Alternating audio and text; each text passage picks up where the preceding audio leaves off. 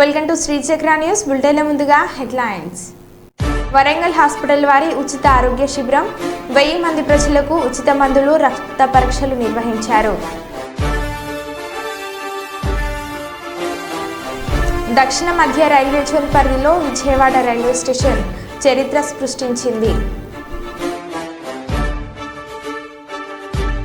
ఉభయ తెలుగు రాష్ట్రాల్లో గణేష్ నవరాత్రులు ఘనంగా జరుగుతున్నాయి.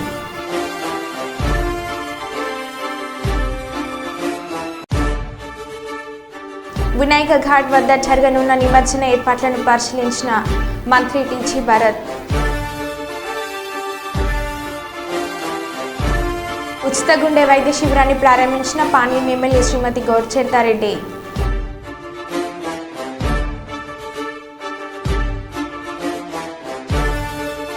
కాకినాడ జిల్లా జగ్గంపేట మహిళా ఆత్మరక్షణ శిక్షణ తరగతులు ఝాన్సీరాణి చెల్లెలం కామందుల పాలిట కలికాలం. మంచిర్యాల జిల్లా మందమరి ఏఐటియుసి యూనియన్ కార్యాలయంలో press meet.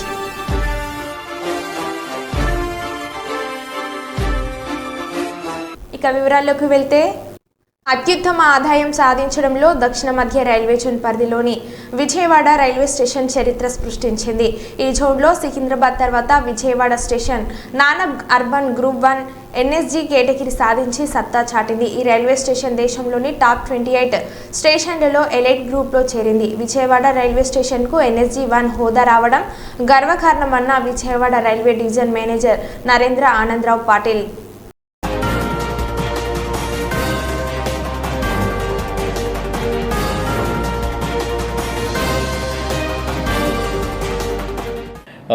Vijayawada Railway Division is having world-class facilities, and the IGBC Indian Green Building Council has given him the platinum rating.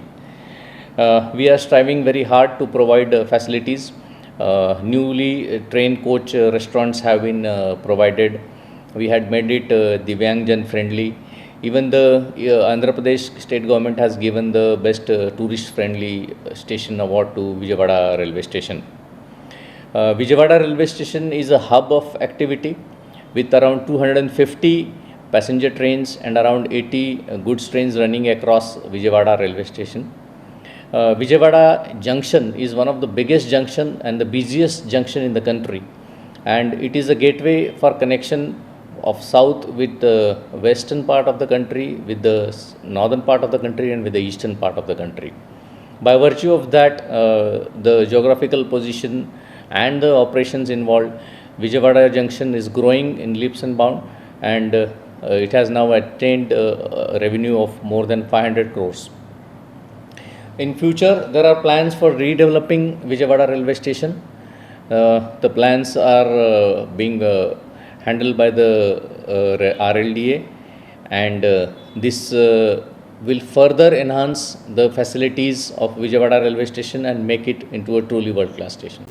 Vijayawada అంతర్జాతీయ విమానాశ్రయంలో నూతనంగా నిర్మించిన అప్రోచ్ రోడ్డును కేంద్ర పౌర విమానయాన శాఖ మంత్రి కింజరాపు రామ్మోహన్ నాయుడు ప్రారంభించారు. అలాగే విజయవాడ న్యూఢిల్లీ మధ్య ఇండిగో సేవలను ప్రారంభించారు. అనంతరం అధికారులతో విమానాశ్రయ పురోగతిపై సమీక్ష నిర్వహించారు.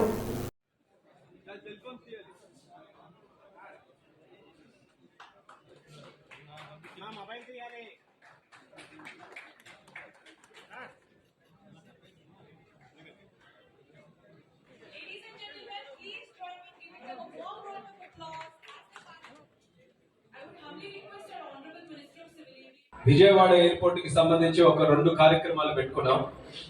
ఎయిర్పోర్ట్ కి ఎంట్రన్స్ రోడ్డు, ఒక కొత్త రోడ్డు మన హైవే పాయింట్ నుంచి దాన్ని ఇనాగ్రేట్ చేసుకోవడంతో పాటు ఢిల్లీకి అలాగే విజయవాడకి ఒక కొత్త కనెక్షన్ ఇండిగో వాళ్ళ సహకారంతో అది కూడా ఈ రోజు మనం లాంచ్ చేసుకుంటున్నాం. సివిల్ ఏవియేషన్ మినిస్టర్ గా అయినప్పటి నుంచి దేశంలో ఎన్నో ఎయిర్పోర్ట్లు ఉంటే ప్రధానంగా దృష్టి పెట్టినటువంటి ఎయిర్పోర్ట్ మన విజయవాడ ఎయిర్పోర్ట్ అనేది కూడా తెలియజేసుకుంటున్నాం.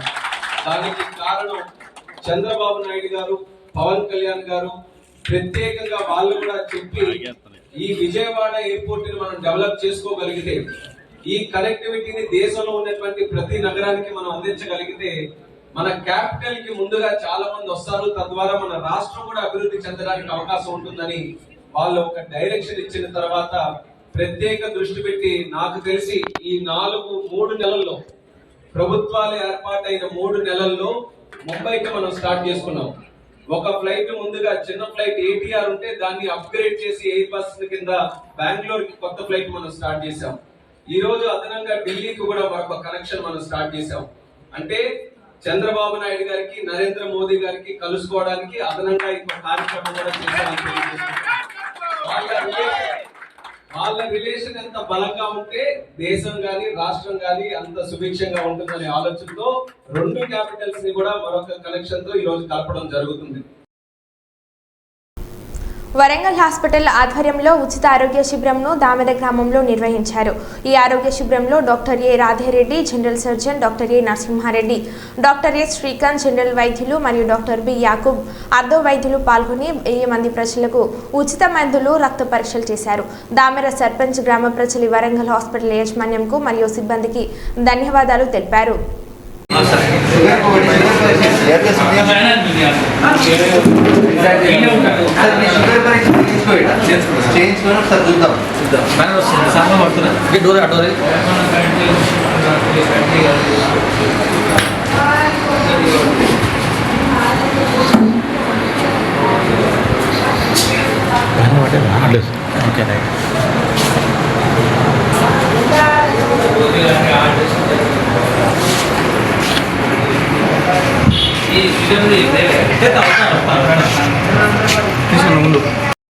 గణేష్ నిమజ్జనం ఏర్పాట్లలో భాగంగా వినాయక ఘాట్ వద్ద జరగనున్న నిమజ్జన ఏర్పాట్లను పరిశీలించిన మంత్రి టీజీ భరత్ ఈ కార్యక్రమంలో పాల్గొన్న joint collector doctor B Navya, జిల్లా SP Bindu Madhav, in-charge municipal commissioner Ramalingeshwar, irrigation SE Reddy, Shekhar Reddy, DTC R and B అధికారులు, ఏపీడీఎస్పీఎల్, మత్స్యశాఖ వివిధ శాఖల అధికారులు తదితరులు పాల్గొన్నారు.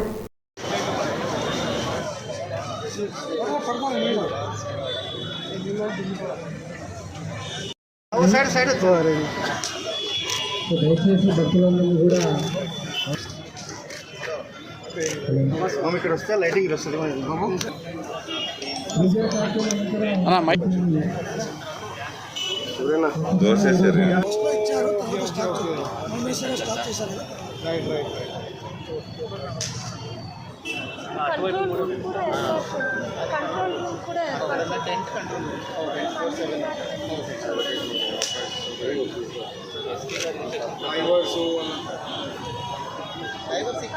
ఇక్కడే ఉంటారు సార్, చెప్పాలు పెట్టుకొని రౌండ్ చెప్పాలు పెట్టుకొని ఇక్కడే ఉంటారు సార్.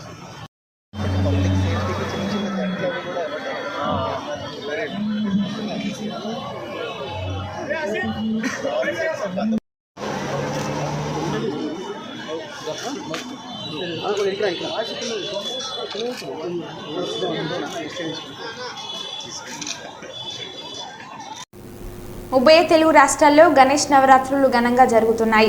ముఖ్యంగా హైదరాబాద్లో చూసుకున్నట్లయితే ఖైరతాబాద్ బడా గణేష్ విగ్రహం గురించి చెప్పవలసి ఉంటుంది. గణేష్ ఉత్సవ కమిటీ ఈసారి 70 ఏళ్లు పూర్తయిన సందర్భంగా 70 అడుగుల గణేష్ విగ్రహాన్ని నెలకొల్పడం జరిగింది. ఉభయ రాష్ట్రాల నుంచి కాకుండా మహారాష్ట్ర, కర్ణాటక, తమిళనాడు నుంచి కూడా భక్తులు అధిక సంఖ్యలో పాల్గొని గణేష్ని సందర్శించుకోవడం జరిగింది. ఖైరతాబాద్ మెట్రో స్టేషన్ నుంచి క్యూ లైన్లో భక్తులు ఖైరతాబాద్ గణేష్ని దర్శించుకోవడం జరుగుతుంది. 8వ రోజు శనివారం కావడంతో సుమారు 1,00,000 మంది భక్తులు గణేష్ని దర్శించుకోవడం జరిగింది. ఆదివారం ఆఖరి రోజు కావడంతో భక్తులు తాకిడి ఎక్కువగానే ఉండవచ్చు.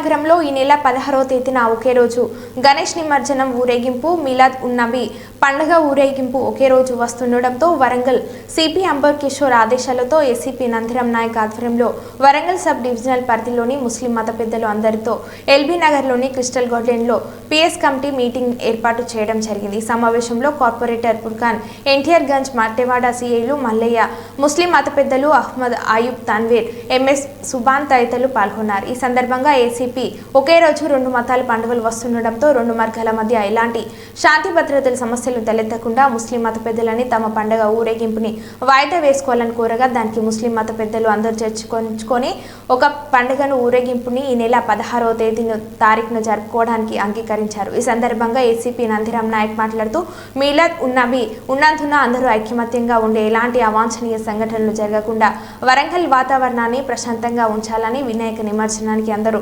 సహకారం అవసరమని, మిలాద్ ఉన్ నబీ పోలీసుల సహకారం ఉంటుందని ఏసీపీ నందిరం తెలిపారు.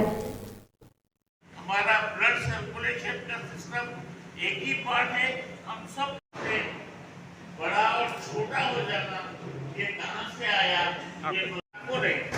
इन पर जाहिर बात है एक बेहतरीन शहरी होने के नाते और बिलखुसूस मुसलमानों को विनायक के प्रोग्राम जब भी अपना मिलादुल नबी हो तो रमजान हो तो बकरीद हो तो कुछ मिल के आते रहते इधर जो भी मिल के आते रहते हैं. जब पीस मीटिंग लगा के जो भी है वरंगल के पुलिस बेहतरीन जो भी काम करते हैं कभी भी बेहतरीन मुसलमानों की बुला के मीटिंग लगा के अच्छा आज वरंगल में जो भी गड़बड़ नहीं सका आराम से रहना बोल के सब दो इधर हिंदू भाई को इधर मुसलमान भाई को बुला के हर ईद को बुला के लोग पीस मीटिंग लगा के उनके ख्यालात बोल के जो भी अच्छा मेंटेन कर रहे हैं. आज तक अल्हम्दुलिल्लाह वरंगल सिटी में ना हिंदू भाई मुसलमान भाई सब मिल हाल के आज जो भी है अमन सुकून से वो से ईदा हो तो उनके निमंत्रण होते कुछ भी काम लेके चल रहे उनको हम सपोर्ट कर रहे हैं, हम उनको उन्होंने सपोर्ट कर रहे हैं. आज तक अल्हम्दुलिल्लाह उससे गड़बड़ कुछ भी नहीं है.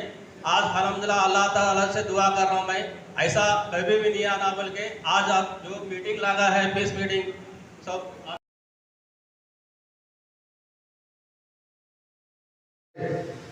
మట్టివాడ సిఐ గారు, గోపి గారు, అలాగే వేదిక రంగించిన పెద్దలు, మైనార్టీ నాయకులు, మరి మిగతా మైనార్టీ నాయకులకు, సోదరులు మీ అందరికి హృదయపూర్వక తన్వీర్ గారికి హృదయపూర్వక నమస్కారాలు. ఈరోజు बिस्मिल्लाहिर रहमानिर रहीम अल्हम्दुलिल्लाह त्योहार के मौके पर खुशियों को बांटने के लिए उनसे भी गुजारिश की जाए. एक और दूसरा हमें अपना जानने चाहिए तो मुसलमानों ने बताया कि कितनी खूबसूरती के साथ अपने गीत बोले. इन पर जाहिर बात है एक बेहतरीन शहरी होने के नाते और बिलखुसूस मुसलमानों को बड़ा और छोटा हो जाना ये कहां से आया ये పండుగ ఉన్నది. అదే రోజు మన ముస్లిం సోదరులు సెలబ్రేట్ చేస్తున్నటువంటి మిలాద్ నబీ ఫెస్టివల్ కూడా అదే రోజు రావడంతో ఈ రెండు పండుగల యొక్క ప్రధానమైనటువంటి లక్షణము ప్రొసెషన్ తీసేటువంటి పండుగలు కాబట్టి మేము మా పోలీస్ డిపార్ట్మెంట్ తరఫున మా ముస్లిం సోదరులకు మరి 16వ తారీఖు బదులు 19వ తారీఖున మిలాద్ నబీ పండుగను సెలబ్రేట్ చేసుకోండి అని చెప్పేసి రిక్వెస్ట్ చేయడానికి ఇక్కడ మీటింగ్ పెట్టాము. మా ముస్లిం సోదరులందరితో కూడా మాట్లాడడం జరిగింది. వారందరూ కూడా మాకు హామీ ఇచ్చారు. 19వ తారీఖున మరి మిలాద్ నబీ పండుగ సెలబ్రేట్ చేసుకుంటారని చెప్పారు. సో 16వ తారీఖున గణేష్ నిమజ్జనం అన్ని ఏర్పాట్లన్నీ కూడా చేయడం జరుగుతుంది. గణేష్ నిమజ్జనం 16వ తారీఖు అయిపోయిన తర్వాత 19వ తారీఖు సేమ్ అదేవిధంగా మేము మంచి బందోబస్తులని ప్రశాంతమైనటువంటి వాతావరణంలో మిలాద్ నబీ పండుగ జరుపుకునే విధంగా మరి మా పోలీస్ డిపార్ట్మెంట్ తరఫున కూడా వాటిని సహకరిస్తాం. 6 వారాల తర్వాత అసెంబ్లీలో హైడ్రా బిల్లు వస్తుంది. హైడ్రాకు చట్టబద్ధత కల్పిస్తూ అక్టోబర్ నెలలోపు ఆర్డినెన్స్ రానుంది. విశేష అధికారులు రాబోతున్నాయని హైడ్రా కమిషనర్ రంగనాథ్ అన్నారు. Shortly, there is an ordinance which is likely to come up probably in the next month or so. దానికి కావాల్సినటువంటి హోంవర్క్ కూడా జరుగుతున్నది. So powers under various acts will be delegated on to Hydraa. ఆర్డినెన్స్కి అంటే దానికి ఫస్ట్ కొంత it is preceded by some ఇప్పుడు వాల్టా కిందో లేకపోతే ఒక మున్సిపల్ యాక్ట్ కిందో లేకపోతే జిహెచ్ఎంసీ యాక్ట్ కిందో ఇట్లా ఇరిగేషన్ యాక్ట్ కిందో ఇట్లా రకరకాల యాక్ట్స్ కింద ఆ పవర్స్ని డెలిగేట్ చేయడానికి ఆ డిపార్ట్మెంట్స్ నుంచి lot of information is being taken and తర్వాత ఒక పాలసీ డాక్యుమెంట్ కింద once it gets approved in the cabinet then an ordinance will be formulated. Ordinance తర్వాత naturally next అంటే అసెంబ్లీ సెషన్లో within 6 weeks it has to be passed as a legislation. So that's how the general ఇది ఉంటుంది. కాబట్టి వినాయక చవితి సందర్భంగా జర్నలిస్టులు మట్టి వినాయక విగ్రహాన్ని ఏర్పాటు చేయడంతో పాటు మొక్కలు నాటడం ద్వారా పర్యావరణ పరిరక్షణలో భాగస్వాములు కావడం అభినందనీయమని senior gastroenterologist doctor Shankar Sharma అన్నారు. కర్నూలు నగరంలోని జిల్లా సమాచార పౌర సంబంధాల శాఖ కార్యాలయం ఆవరణలో ఉన్న మీడియా సెంటర్ వద్ద ప్రాతికేయ గణపతి ఉత్సవ సమితి ఆధ్వర్యంలో ఏర్పాటు చేసిన వినాయక విగ్రహం వద్ద ఆయన అన్నదాన కార్యక్రమాన్ని నిర్వహించారు. ఈ సందర్భంగా జరిగిన సమావేశంలో senior gastroenterologist doctor Shankar Sharma మాట్లాడుతూ వినాయక చవితి సందర్భంగా ప్రతి ఒక్కరూ మట్టి వినాయక విగ్రహాలను ఏర్పాటు చేసి పర్యావరణ పరిరక్షణకు పాటుపడాలని వివరించారు.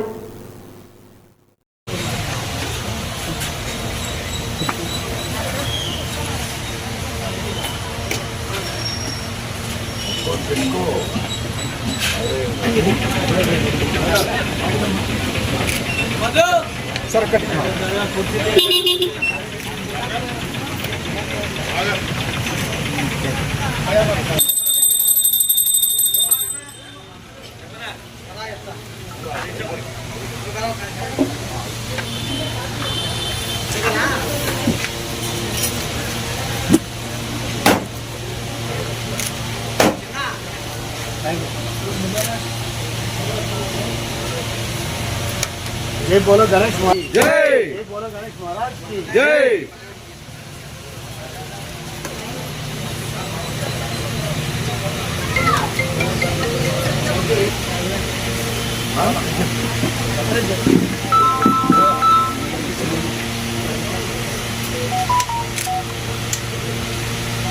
सर ఇది చూడండి सर सर అట్లా ఓకే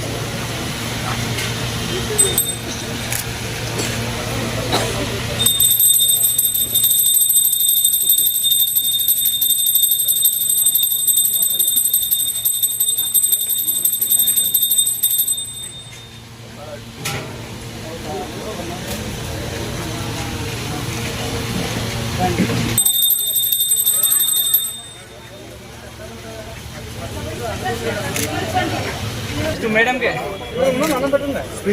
सर नमस्ते फस्ट फस्ट देवता को थैंक यू सर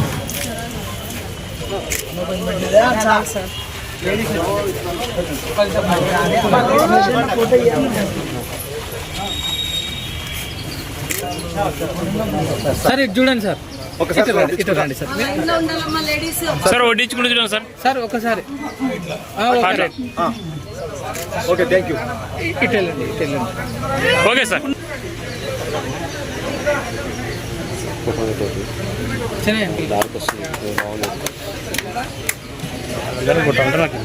రామకృష్ణ దగ్గర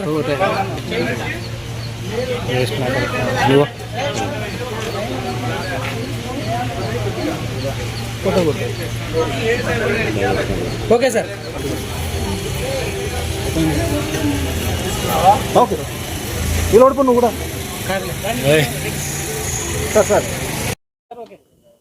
ఈరోజు పాత్రికేయ గణపతి ఉత్సవ కమిటీ వారు ఇక్కడ ఈ అన్నదాన కార్యక్రమానికి నన్ను ఆహ్వానించడం అనేది వినాయక చవితి సందర్భంగా నా పూర్వజన్మ సుకృతంగా నేను ఫీల్ అవుతున్నాను. ముఖ్యంగా ఈరోజు 2 ముఖ్యమైన కార్యక్రమాలు వీళ్ళు చేయడం జరిగింది పాత్రికేయులు. ఒకటి మట్టి వినాయకుడిని వీళ్ళు ప్రతిష్ఠించారు. అంటే పర్యావరణ పరిరక్షణలో ప్రతి ఒక్కరూ భాగం కావాలని మేము పదే పదే చెప్తూ ఉన్నాను. సో ఆ కార్యక్రమంలో జర్నలిస్టులు ముందంజ వేసినారంటే వీళ్ళు సమాజానికి జర్నలిస్టులకు వీళ్ళ print media, electronic media, social media ద్వారా ప్రజలకు పదే పదే చెప్తే కనీసం వచ్చే సంవత్సరానికన్నా 90% మట్టి వినాయకులు పెట్టాలని నీ కర్నూలు అనేది దేశానికి ఒక ఆదర్శం కావాలని. ఎందుకంటే వినాయక చవితి దేశం మొత్తం జరుపుకుంటారు, కానీ చాలా చోట్ల రసాయన పదార్థాలతో, కెమికల్స్తో కూడి, ఆస్బెస్టాస్తో కూడిన వినాయకులను పెట్టుకుంటుంటారు. ఒకరోజు ఆ మార్పు కావాలని, పర్యావరణాన్ని పరిరక్షించుకోవాలని నేను మరీ కోరుకున్నాను. తర్వాత వీళ్ళు ప్లాంటేషన్ కార్యక్రమం కూడా చేశారు ఈ పిల్లలు. దాన్ని చాలా అప్రిషియేట్ చేయాలి. ఎందుకంటే ఈ ప్లాంటేషన్ అనేది చాలా ఇంపార్టెంట్.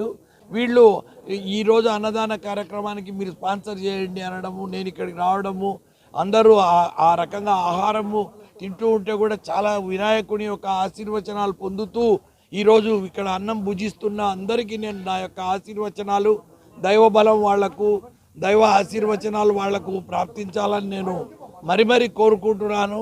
తర్వాత ఈ వినాయక ఉత్సవ సందర్భంగా నేను చెప్పేదంటే, మానవులంతా ఐకమత్యంతో ఒకరినొకరు ప్రేమించుకుంటూ మన దేశం ఈ ప్రపంచానికి ఆదర్శం కావాలని నేను కోరుకుంటున్నాను.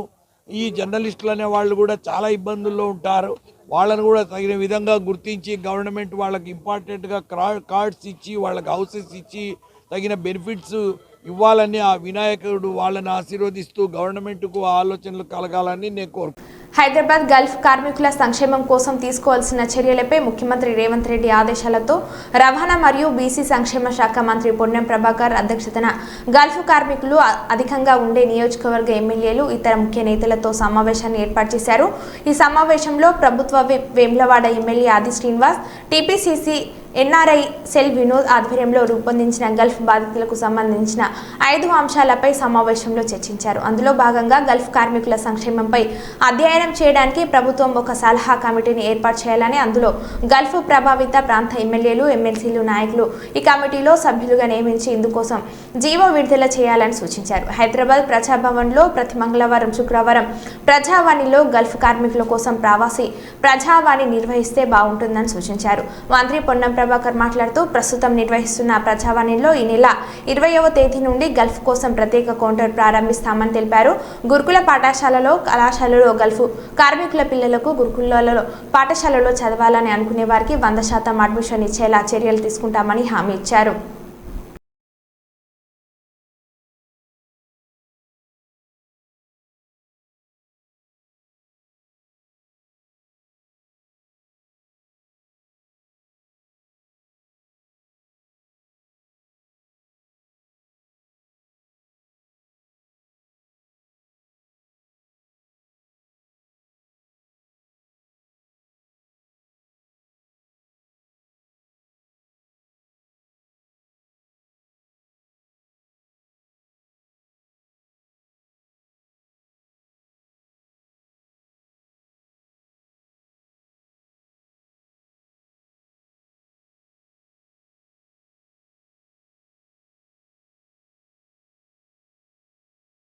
కర్నూలు నగరంలో వినాయక నిమజ్జనం సందర్భంగా గణేష్ యాత్రలో చిందులు వేస్తున్న కర్నూలు మున్సిపల్ కమిషనర్ రామలింగేశ్వర్తో పాటు సిబ్బంది.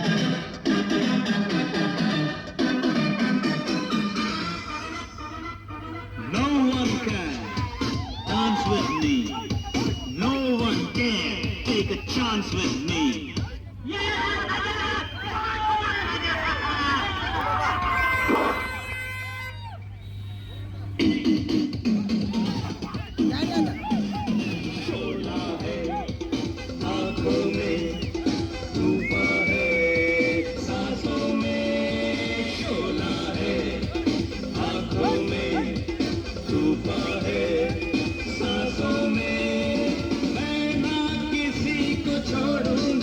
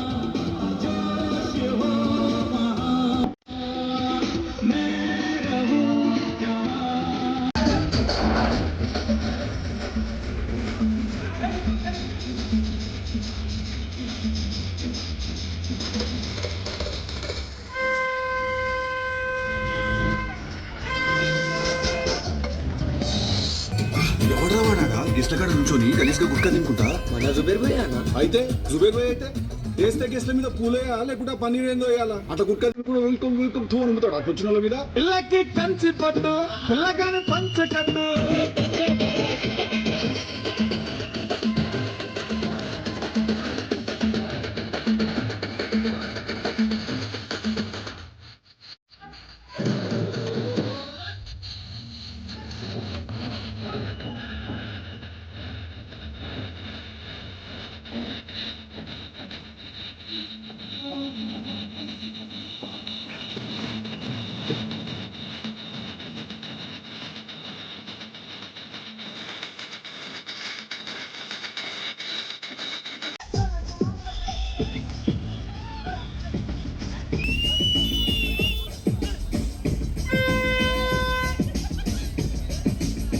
One more time to the north.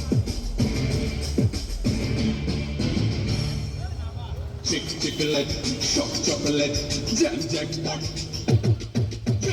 Good tap, shoot that tight, sweet cockpit. Chocolate, shock chocolate, jam jackpot.